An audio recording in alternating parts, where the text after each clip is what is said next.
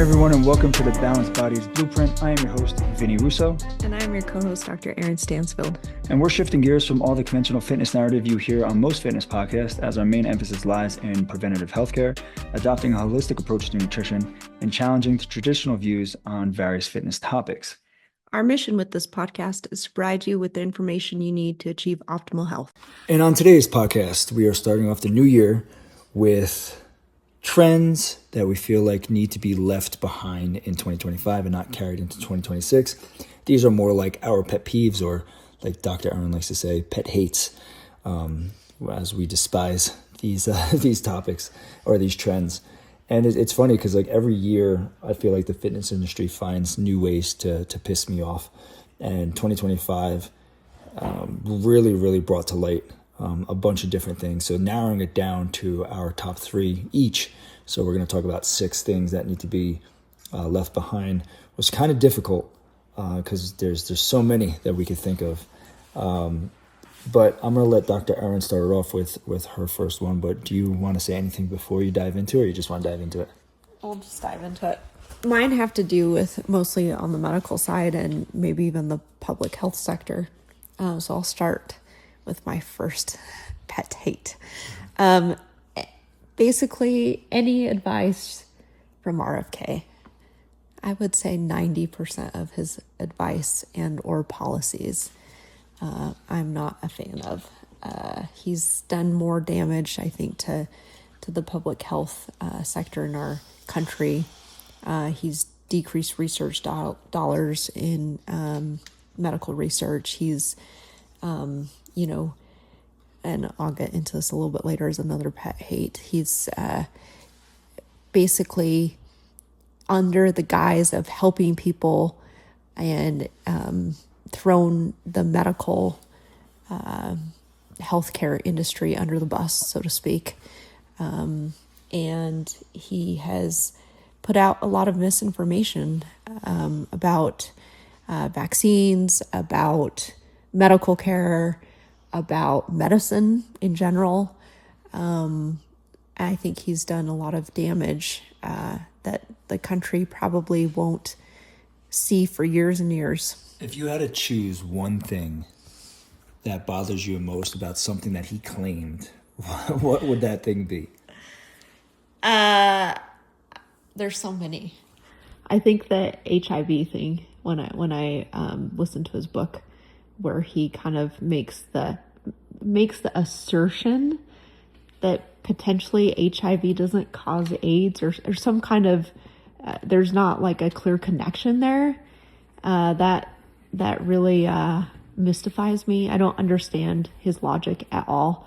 I do think that he is really good at relating to people, especially people that feel vulnerable in healthcare and like have been disappointed by our healthcare system. He's a good salesman. Yeah, I think he's really good at like at letting people know that he cares.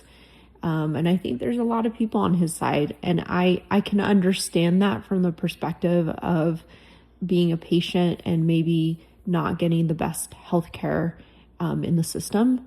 So I can see how people would relate to him. And after looking at his book and reading his book, he does cite a lot of studies. He does sound like he knows a lot. Unfortunately, the studies that he uses are complete bullshit. I don't know how else to classify that. There are good studies and bad studies out there. He definitely cherry picks, and then also the way that he comes to his conclusions when a study actually didn't conclude what he's portraying is also mystifying to me. To me, that is misrepresentation. And so I would take any advice that he has with a huge grain of salt. Yeah, I remember when you first heard that he was going to be the head of HS. Yes. Yeah. You were like, yeah, this is going to be a big problem. A lot of doctors are going to hate this. And that's exactly what's been coming out this entire year with things that he says. But he's very good at speaking with confidence when he's saying statistics. And it's almost like, I remember seeing a video where they were showing like the statistics he was saying. And I think it was on the jarring. Rogan show or something like that. And it was also, you should never listen to Joe Rogan. well, yeah, we could get into that. But it was, he speaks with such confidence that you want to believe those statistics. And the video was basically going through like how those statistics didn't even make sense and they were just made up by him. But he speaks with such conviction, and he holds this authority position to where, people are going to believe him. And it's kind of sad. But yeah, so that was a good pet hate you had. I'm going to go into my first one now. And this has been something that I've been trying to bring to light. It's really with coaches and how they should act. And one of the pet peeves that I have is coaches playing Renaissance men. And by that, I mean, like, they play this I know everything role. And that drives me a little bit nuts because you can't know everything about everything. You could be very good in one specific area, but once you start going to a bunch of different areas, that pie chart gets divided up in terms of like overall knowledge and effort that you could provide to someone. So to me, I just think it's pretty dishonest, right? Because you can't be an expert in everything, and no one is. It preys upon client insecurity because it's like, oh, hey, you have problem A, B, and C. Well, guess what? I just happen to be an expert in A, B, and C. So it creates this like fake authority that I don't feel is very, it's not authentic, and it's just, it's preying upon the vulnerable.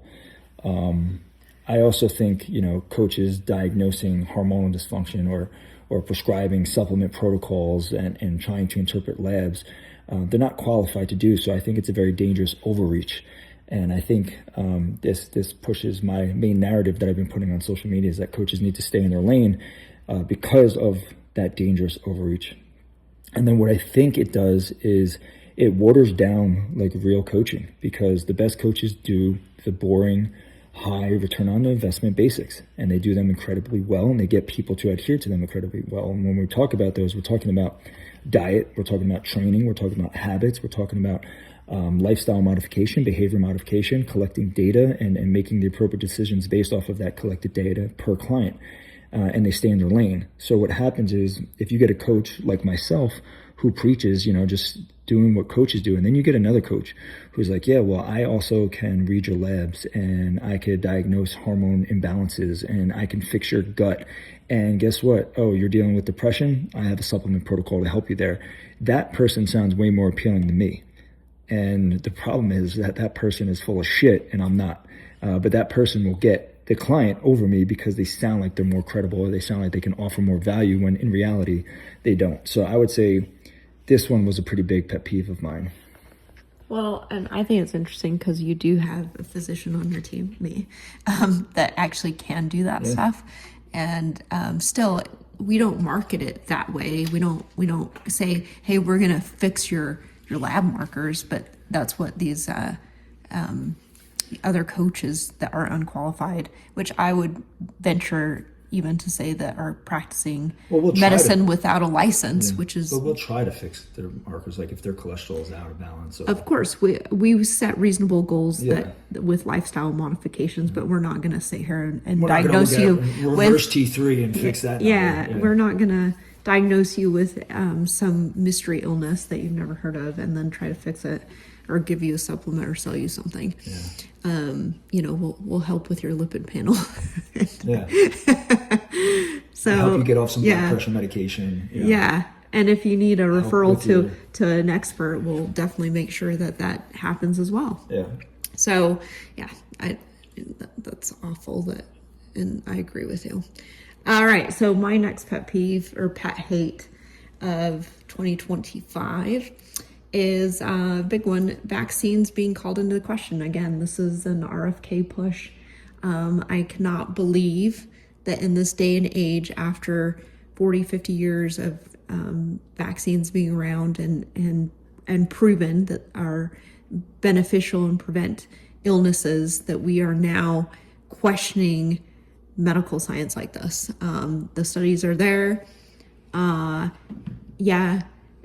could argue randomized control studies weren't done because they would not be approved by the IRB, because we see the benefit often clinical trials are stopped when we see a clinical benefit to patients, where it's so strong, the benefit is so strong and outweighs the risk so much that we actually stop clinical trials. And that's how vaccines are.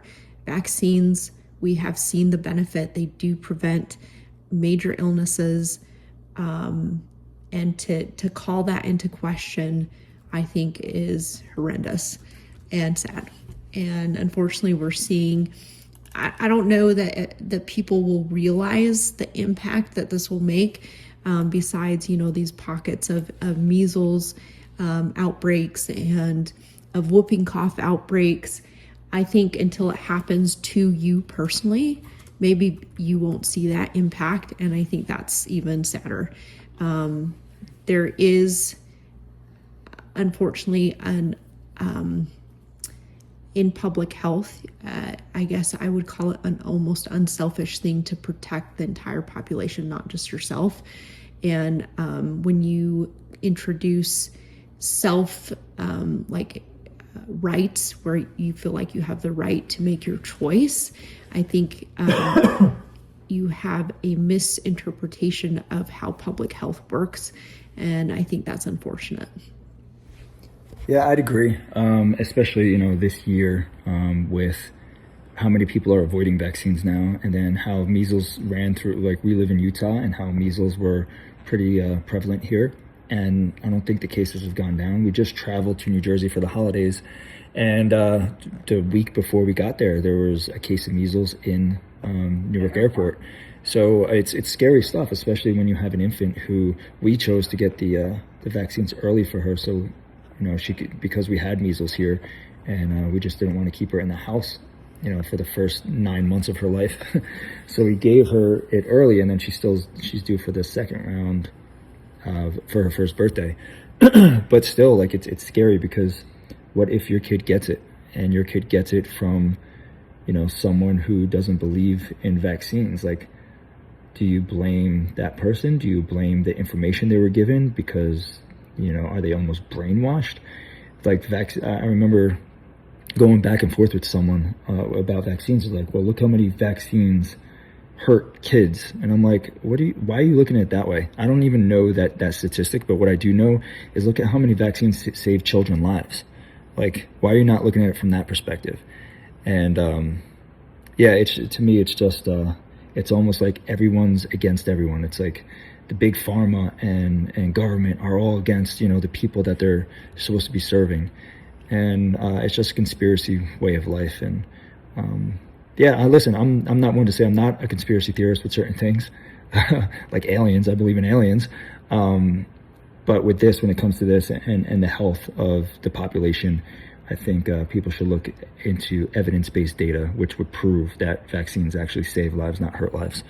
Well, that brings me to my second one, which are my second pet peeve or pet hate is the self-proclaimed biohackers. This is a huge pet peeve of mine because that title doesn't fucking exist, right? I'm a biohacker. No, you're not. You're a person who probably bought a cold plunge. You probably wear a continuous glucose monitor, even though you don't need one because you're not diabetic. And then you sit at your laptop with these blue light blockers. That's not a biohacker, right? Biohacker is a label that people, they want to give themselves to feel special. It's not a real discipline. It doesn't have any credentials. So it triggers the shit out of me when people are like, yeah, I'm a biohacker. And if you look at I'll just name what I think are the two biggest biohackers today, Dave Asprey and Gary Brecka. They are full of shit, and they've been debunked about a bunch of their narratives, and they're very, very good salesmen. And guess what? They push stuff on you that they are selling themselves, and people still fall for it. And it's to me, it's mind-boggling. But if you want to look at biohackers in general, you could wake up tomorrow and decide that you are a biohacker because there's no credentials. You could just say, you know what, I'm a biohacker. I'm going to now invest in these quote unquote biohacking, devices to make, my life, my quality of life improve with no real data behind any of that shit. I think the term biohacker preys upon people looking for shortcuts. It's like, hey, why don't you do this random shiny thing instead of the basics that take a lot more work, and you will get quicker results. And people want to believe that. Everyone's looking for a shortcut. Like, I mean, I listen, if there was a shortcut that existed, I would be the first one to take it. So I can understand why people fall for it. But when you look at like what some of the stuff that they're promoting, like when cold plunges first came out, it's all a gimmick. They said like how much that would improve performance. When cold plunges were, the research behind it shows that it actually diminishes performance. Now, is it great for like, I don't know, building up your mental fortitude? Yeah, I would say that, because you're forcing yourself to do something that you don't want to do. Great. Over time, that might build some discipline. Over time, that might help make things more comfortable, make the uncomfortable things more comfortable, but it's not going to do what it was initially pushed to do. And then you have like, I don't know, I just feel like people obsess over these biohacks because they want to avoid doing the simple, unsexy work, the stuff that takes consistency, like diet adherence, or getting to the gym X amount of times per week because you told yourself you're going to do it, or focusing on your sleep habits, or trying to do progressive overload in the gym and recording your weights down. Those are tedious tasks, and if someone has a quicker fix to do it, they're going to do it. So when I look at biohackers, I'm like, look, there are real coaches, there are real clinicians, there are real researchers, but biohackers are literally just influencers with the ability to indulge in expensive hobbies. So that's mine. That's a pretty good one. I think along with that is on my end, on the physician side, would be longevity physicians. Well, how you all are longevity physicians? I think it's funny. Yeah, I'm like, well, what else do we do? I'm board certified in preventive medicine. Like, isn't that longevity physician? Like, wouldn't I be invested in like helping somebody have a better quality of life and live longer? Yes, as long as they follow, the guidelines that are out there. What I think is funnier about longevity physicians is how do you even measure that? Because eventually we all die. So I think it's a very unmeasurable thing, and I know in business you don't try to get data Peter on things. Achia, would he be considered a longevity? Yeah, and I think he's on the fringes of what is evidence-based, and it might work. There's just not that much evidence currently that we have on populations. To do too, right? Yeah, and if you want to go that route, then hopefully you have a bank account that supports that. Yeah. Anyway, so I guess my last one again is another RFK play, is this mistrust in physicians that has been built I know it happened over COVID, but I think in particular when RFK became the HHS This is secretary, all based on RFK then, with you in 2025. Yeah. He really did a number on, questioning your physician, where, again, just by questioning the treatments that we recommend, such as vaccines, when patients come into the office now they're wondering if they can trust their doctor and their doctor's advice. And I think that's hugely damaging to the medical profession in general, where our whole premise of having patients is that we care for patients and that we strive to do no harm. And that embodies a lot of trust, especially in somebody who's at a time that is very vulnerable to us, right? Most patients come to us because they need something, and so they are very vulnerable in their mindset and what they need, and you need that trust there. And now that has been damaged, where patients, I don't mind patients questioning and being skeptical and answering questions, but where if you don't underlyingly trust your physician, you're probably not going to go see your physician. And I think that's sad, because we're there to help people. Our whole careers embody helping people. And so I think it's a really sad thing for healthcare in general. Yeah, I really feel like physicians, MDs, DOs, they kind of fell into a whole shitstorm because you had stuff like the whole thing's always been big pharma's against people that want to keep people sick to make money, right? So you have that narrative. Then you had the COVID narrative, and now you have RFK coming in, pushing both of those narratives. and it's not getting out of sight, out of mind. If anything, it's becoming more front of mind for people, which I think is just causing more and more distrust. But it's funny. It's like, all right, yeah, you are choosing functional practitioners now over real doctors. But when you have a heart attack, who are you going to call? You're going to call your functional practitioner, or are you actually going to call a real doctor to help you? The one that's going to save your life. Where there's actually physicians that went to medical school that are trained to do that. If anything, I think it's funny. I think, I think people should sign a philosophy thing before they go into Well, you're getting help from people that, if shit hits the fan, they're not going to be there next to you. So why would you go to them for help? It's like you want to get help if you have heart issues, or if you feel like you have heart issues, you go to the person who went to school to help out with heart issues, that will be by your side when shit hits the fan, not someone who's like, hey, doctors don't want you to know this because they want to keep, money flowing into their pockets, and they want to keep you sick. So you got to work with me, and I'll be able to figure out what's going on with your heart health. It doesn't make sense to me. So yeah, I 100% agree with that being a pet hate of yours and a little bit of mine. My last one that I want to talk about, which is something new that's really coming to light.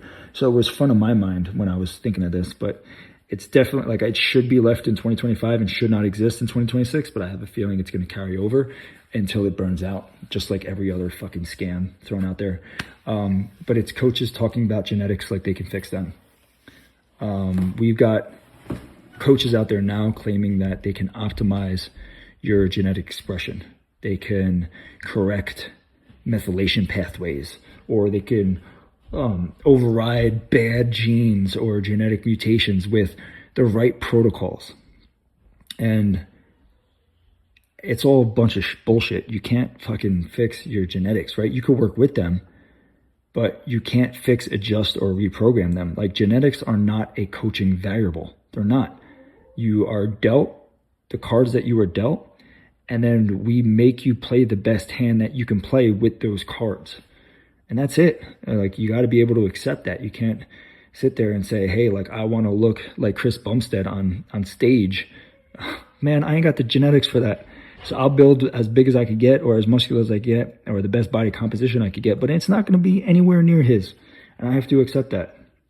And when you look at most of like these genetic tests that are out there that these coaches are pushing, a lot of them are garbage, man. And any type of protocol they're going to do with their diet is literally the same basic foundations that would be done anyway, even without the genetic test. You would have the same diet protocols. So it's just it's the same scam dressed up in a new costume, in a new costume. And I just think coaches, that they're starting to weaponize genetics to sell these magic protocols only to increase their clientele, because now they're running out of shit. The coaches that are always hopping from one new thing to the next, they have to do that because they're running out of shit to do. They don't have the basics down. They push this narrative with first it's your gut health, and then it's then it's your hormone imbalance, and then it's now it's your genetics, right? It's like, once you keep striking out, you got to try to find new things to bring clients in, because after those clients work with those people, they actually come to people like me that don't do that and focus on what actually does drive the needle of health forward. And they realize it's a way better quality of life. They don't have to feel broken. They don't have to feel like their genetics are off and that they are, that they're broken in any way. Because clients, listen, they should feel empowered. Right? Your genetics set the stage, and then your habits are going to decide what play gets played on that stage. And it shouldn't be the other way around. It shouldn't be like, oh, well, you have this genetic mutation that I can fix with this certain supplement protocol, and we're going to really, really dose you with methylfolate. Like, no, like, stop messing around. You can't fix genetics. So I would say nothing really pisses me off more than coaches who are trying to use genetics as like a boogeyman so they can sell a cure to genetics that can't be adjusted. Now, yes, there are things like epigenetics where your environment can turn on and off genes. 100%, definitely agree with that. But the shit that you're saying and the stuff that you're testing for, it doesn't even relate to that in general. And when you look at someone that they're working with, and a lot of them they're pushing now, and like perimenopausal women, they've been in their environment for 40 to 50 years. on this planet, their genes are turned on. Those genes are, whatever genes are turned off, they're turned off, and whatever genes are turned on, they're turned on. And it's going to take a long, long time if you're ever going to switch them on and off again. So to me, I just think it's a bunch of bullshit. I think that's a huge red flag that needs to be addressed going into 2026, because it's a front of a new wave that I see happening. And I really, really hope that people can see this and they don't fall victim to that. So Dr. Eryn had to go run and take care of the baby. She woke up. So we're not going to have any commentary on her there. She probably would have had some really good stuff to say. But that'll lead us into our next episode, where we're going to talk about the things you should actually want to bring into 2026 to get the most bang for your buck, right? These are going to be the habits. These are going to be the decisions that you want to make, the stuff that you really want to focus on in 2026 to make it the most optimized year that you can for yourself. So on behalf of Balanced Bodies, we just want to say thank you for joining us on this episode of the Balanced Bodies Blueprint. We are committed to bringing valuable content. And if you enjoyed today's episode, we'd greatly appreciate it if you can take a moment and like it and leave a 5-star review. On Apple, just go to the show, scroll down to the bottom and rate it there. If you're on Spotify, go to the show's page, click the 3 dots, and you can rate it there as well. And if you believe in the power of knowledge, share this episode on your social media to try and get the information out there to as many people as possible. And as you navigate your own path towards better health, remember that Balanced Bodies is forever in your corner. See you all next week. The podcast content may include discussions of medical topics and health-related information. However, the information provided should not be considered exhaustive or complete, and it should not be relied upon as a substitute for professional medical advice or treatment. Always seek the advice of your physician or other qualified healthcare providers with any questions you may have regarding a medical condition or treatment.